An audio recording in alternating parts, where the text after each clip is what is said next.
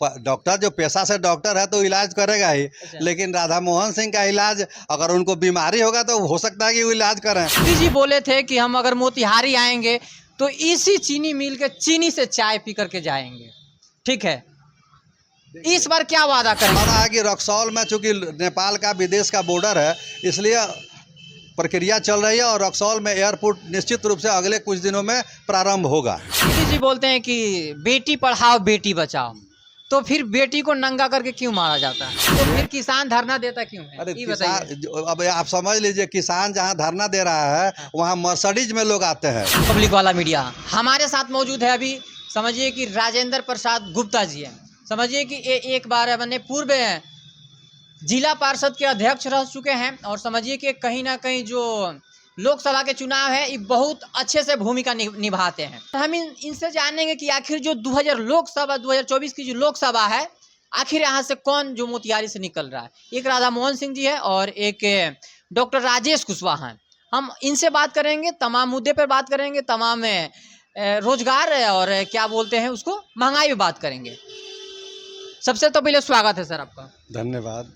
क्या लगता है कहीं ना कहीं 2024 की जो लोकसभा सीट है मोतिहारी से बहुत हॉट सीट बना है, क्या लगता है? हॉट सीट देखने के लिए बाकी अच्छा। लोगों को, आम लोगों को लग रहा है कि हॉट सीट है, लेकिन हॉट सीट कुछ नहीं है। और हॉट सीट है भी इसलिए हाँ। कि ऐसे व्यक्ति यहाँ एनडीए से चुनाव लड़ रहे हैं हाँ। जो हिंदुस्तान में एक रिकॉर्ड बनाने जा रहे हैं कि पहली बार पूरे हिंदुस्तान में एक ऐसा व्यक्ति है अच्छा। जो 10 बार एक लोकसभा और लगातार एक आदमी चुनाव लड़ रहा है। ऐसा पहली बार राधा मोहन सिंह है हाँ। जो 10वीं बार चुनाव लड़ रहा है। अभी तक हाँ। लगातार एक लोकसभा से कोई अभी तक नहीं लड़ा है।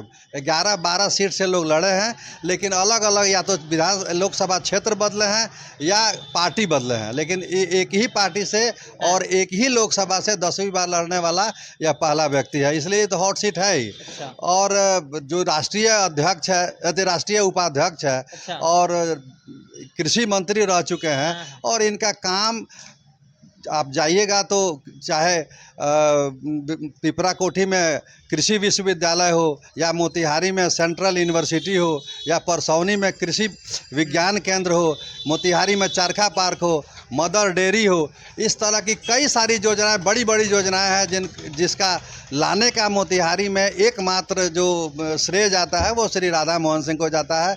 और इनके सामने तो मैं समझता हूं कि जो विपक्षी दल के उम्मीदवार हैं वो कहीं दूर दूर तक नहीं है। आपको पता होगा कि पिछले 15 से 20 तक वो विधानसभा के एमएलए रह चुके हैं केसरिया में। मैं दावे के साथ कह सकता हूं और मेरा सवाल है कि अगर केसरिया में एक भी 5 साल के अंदर कोई लैंडमार्क उनकी अपनी उपलब्धि कोई बता दे तो मैं हर बात मानने के लिए तैयार हूँ। नहीं, राधा मोहन सिंह जी के बड़ा लोग कह रहा है कि अब की जो डॉक्टर साहब है इलाज कर देंगे, क्या लगता है? अरे डॉक्टर का तो काम ही है इलाज करना। हाँ। लेकिन वही है कि पैसा 5,000 लेते हैं कि 25,000 फीस लेते हैं, इसे वहाँ के लोग बताएंगे। अच्छा। तो डॉक्टर जो पेशा से डॉक्टर है तो इलाज करेगा ही। अच्छा। लेकिन राधा मोहन सिंह का इलाज, अगर उनको बीमारी होगा तो हो सकता है कि वो इलाज करें। हाँ। लेकिन बाकी इलाज करने की क्षमता तो न राजेश कुशवाहा में है न बाकी किसी लोगों में है। अच्छा। और राधा मोहन सिंह का जीत यहाँ पर पिछली बार 2,93,000 वोट से जीते थे। इस बार मैं उम्मीद करता हूँ, उन्हें दावा करता हूँ कि 4 लाख से अधिक मतों से राधा मोहन सिंह 4 लाख वोटों से? बिल्कुल। अच्छा, ये बताइए कि जब कृषि मंत्री रहे लेकिन मोतिहारी के चीनी मिल वो कहानी चालू की है। जब चीनी मिल को बात उनसे किया जाता है तो भागने लगते हैं, क्यों भागने लगते हैं? देखिए, हाँ। चीनी मिल का उपयोग क्या है? चीनी मिल का उपयोग है कि लोगों का गन्ना पेराई हो। हाँ।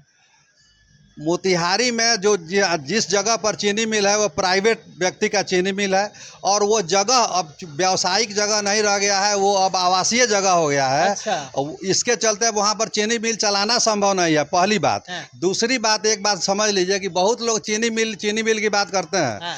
जिस समय मोतिहारी चीनी मिल था उस समय मोतिहारी और सुगौली मिला करके हाँ। कुल 30,000 क्विंटल गन्ना पेराई की व्यवस्था थी। अच्छा। और आज के डेट में केवल सुगौली चीनी मिल 60,000 क्विंटल गन्ना की पेराई करती है। हाँ। यानी जिस समय मोतिहारी चीनी मिल चलती थी उस समय 30,000 क्विंटल किसानों का गन्ना पेरा जाता था, और आज 60,000 क्विंटल के सुगौली की क्षमता है। तो मतलब किसान के गन्ना की पेराई होनी चाहिए, न कि चीनी मिल की काउंटिंग होने से मतलब नहीं ना। कहीं ना कहीं जो लोग बोलता है कि लोग चीनी मिल बोलने के लिए बात, मैं जो ऐसा सवाल जो करते हैं वो लोग हमसे बहस करें ना कि चीनी मिल किस बात के लिए आवश्यकता है, उसका काम क्या है। काम है किसानों का गन्ना का पेराई। अभी तो ये स्थिति है कि सुगौली चीनी मिल हो या सिधवलिया चीनी मिल हो या मझौलिया चीनी मिल हो, गन्ना के बिना वो जितना दिन चलना चाहिए उतना दिन नहीं चल पाता है। 15 दिन 1 महीना पहले चीनी मिल बंद हो जा रहा है। ऐसी स्थिति में फिर चीनी मिल बनाने का क्या मतलब है। कहीं ना कहीं जो चीनी मिल के लोग आवाज उठाता है वो कहीं ना कहीं सही नहीं। इस बार क्या वादा करेंगे? चंपारण आ रहे हैं, हमेशा जब चुनाव होता है तभी चंपारण आते हैं, इससे पहले काहे नहीं आते हैं? क्या करेंगे इस बार? क्या वादा रहेगा उनका? क्या लगता है कि जो पूर्वी चंपारण, पश्चिमी चंपारण और वाल्मीकि नगर, समझिए कि लोकसभा जो है बहुत ज्यादा दिनों से समझिए कि बीजेपी सांसद ही बनते आते हैं, क्या लगता है यहाँ से एयरपोर्ट होगा इस बार? वो एयरपोर्ट का वादा करेंगे लगता है? देखिए, बगल में इंटरनेशनल शहर भी है। रक्सौल में एयरपोर्ट के लिए 150 एकड़ जमीन है और 150 एकड़ और जमीन के लिए एक्वायर करने की प्रक्रिया चल रही है। मोतिहारी में जहां तक एयरपोर्ट का जगह का बात है, मात्र 80 एकड़ जमीन उपलब्ध है और उसके अलावा दूसरा कोई जगह उपलब्ध नहीं है। और देखिए, कभी भी एक बात समझ लीजिए, हर चीज के लिए पर्याप्त कस्टमर, कोई भी इंडस्ट्री लगेगा तो उसके लिए कस्टमर चाहिए।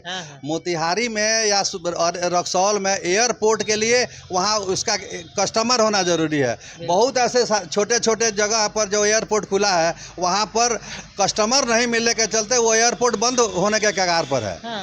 और जब ज़्यादा संभावना है कि रक्सौल में, चूँकि नेपाल का विदेश का बॉर्डर है, इसलिए प्रक्रिया चल रही है और रक्सौल में एयरपोर्ट निश्चित रूप से अगले कुछ दिनों में प्रारंभ होगा। एयरपोर्ट प्रारंभ हो जाएगा। बाकी रह गई बात, आप नरेंद्र मोदी की चीनी मिल की बात कर रहे हैं। नरेंद्र मोदी सिर्फ एक चीनी मिल बनाने के लिए नहीं है। नरेंद्र मोदी का ध्येय है, नरेंद्र मोदी का उद्देश्य है कि किसानों के जो फसल हैं उसका सही ढंग से उपयोग हो सके। तो किसानों का गन्ना अगर कहीं बच गया हो और चीनी मिल नहीं लगा हो तो ज़रूर चीनी मिल खुलने की प्रक्रिया होगी। लेकिन किसान का तो गन्ना बचने का सवाल नहीं है, जितना गन्ना चाहिए उतना ही गन्ना नहीं हो पा रहा है, नंबर 1।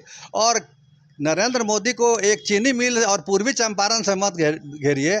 नरेंद्र मोदी का उद्देश्य है पूरे देश को दुनिया के शक्तिशाली राष्ट्र में एक जगह पर पहुंचाने का, दुनिया में विकसित राष्ट्र बनाने का उनका ध्येय है। आज कांग्रेस के शासन के समय यह देश 7वें 8वें स्थान पर था और आज 5वें स्थान पर आ गया है। और नरेंद्र मोदी का ध्येय है कि अगले 5 सालों के अंदर इस दुनिया में तीसरे स्थान पर ले आने का उनका प्लानिंग है। ऐसे में सिर्फ आप मोतिहारी और अच्छा ये बताइए कि सुनिए, बेरोजगारी पे थोड़ा सा हम बात कर लेते। क्या लगता है कि देश में बेरोजगारी है कि नहीं है? बेरोजगारी कहीं नहीं है। अच्छा, ये सब युवा जो धरना देता है, सब युवा देखते हैं कैसे, जिसके हाथ में देखिए एक एप्पल मोबाइल निकलता है मार्केट में और 1.5 लाख रुपया दाम है, उसके लिए 1 महीना पहले से लाइन लगता है। और जिस सुबह में जिस दिन मैंने उसका ओपनिंग शुरू होता है उस दिन 1 किलोमीटर लंबा लाइन लगता है एप्पल के मोबाइल के लिए। आप कहते हैं कि बेरोजगारी है। बेरोजगारी मैं कहता हूँ, कोई ऐसा अखबार निकाल लीजिए जिसमें वैकेंसी, कितना सैकड़ों वैकेंसी रोज निकलता है। तो सेंट्रल गवर्नमेंट से तो अभी देखने को इधर कुछ मिला आप नहीं। तभी आप नहीं देखे हैं, ये गूगल मार लीजिए, पूरा गूगल हम मार के देखे हैं। अभी जितना रिक्वायरमेंट है उसके हिसाब से। हाँ, लेकिन सवाल है कि अगर जो वैकेंसी है, जो रिक्वायरमेंट है, उसके लिए योग्यता तो चाहिए। अब योग्यता नहीं है, दिन भर केवल घर में बैठ करके ताश खेलेंगे, कहेंगे कि नौकरी मिल जाए, तो नौकरी कहाँ से मिलेगा? या घर में भी 5 भाई है तो जो योग्य है वो काम आगे बढ़ाता है, जो निकम्मा है या कामचोर है उसका खेत बिकता है, आज जो काम करने वाला है उसका खेत खरीदाता है और नया मकान बनता है, तरक्की करता है। चलिए सर, ठीक। अच्छा, एक सवाल और रहेगा मेरा। जो 15 लाख पूरा जितना भी जनता है 15 लाख चिल्ला रहा है कि मोदी जी जब आए थे तो बोल रहे थे कि 15 लाख हम खाता में देंगे। क्या लगता है उस पे कितना सच्चाई है? उस पे थोड़ा 100% ये गलत बात है। उन्होंने कहा था कि विदेश में जितना इंडियन लोगों का काला धन जमा है, अगर उसको लाया जाए हाँ। तो वो प्रति व्यक्ति 15 लाख के हिसाब से वो रुपया है। काला धन आए कि नहीं आए? काला धन जो विदेशों में है उसका तो देखिए लाने का, अब जो पैसा विदेश में है यहाँ के लोग कैसे ला सकते हैं? मोदी जी 500 बंद करके 2000 ला देते हैं, तो काला धन इसमें कहाँ नहीं आता है? तो देखिए काला धन अभी आप देखे होंगे जब 2000 का नोट बंद हुआ, अच्छा। और जो बाकी जो 100 रुपये का नोट कितना का बंद हुआ था, 2000 और 1000 का नोट जब बंद हुआ था, 1500 का नोट। तो ये सब क्या हुआ, काले धन ना, जो काला धन था वो सब चला गया, जला दिया गया या खत्म हो गया, कई हजारों करोड़ रुपए नष्ट कर का दिया ऐसा गया। नष्ट कर दिया गया। यही तो काला धन था। आज जगह जगह छापामारी हो रही है, ईडी का छापामारी हो रही है, एक एक व्यक्ति के पास से 1000 करोड़ 2000 करोड़ 50 करोड़ 100 करोड़ रुपया निकल रहा है, तो यही तो काला धन है।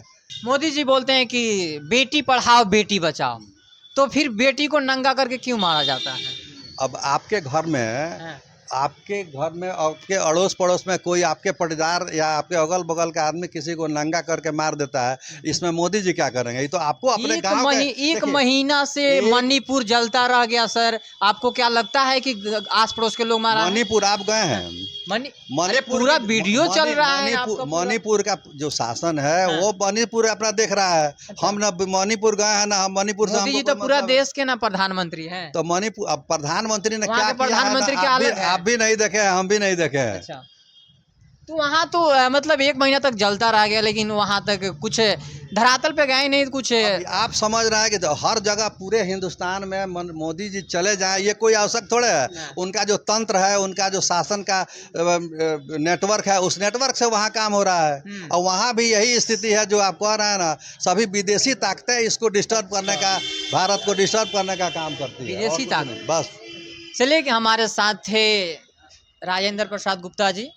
क्या इस वीडियो के माध्यम से क्या सोचते हैं, क्या समझते हैं, इस वीडियो में कितना सच्चाई है, आप लोग अपना राय कमेंट बॉक्स में रखिए। मिलते हैं नेक्स्ट वीडियो में। तब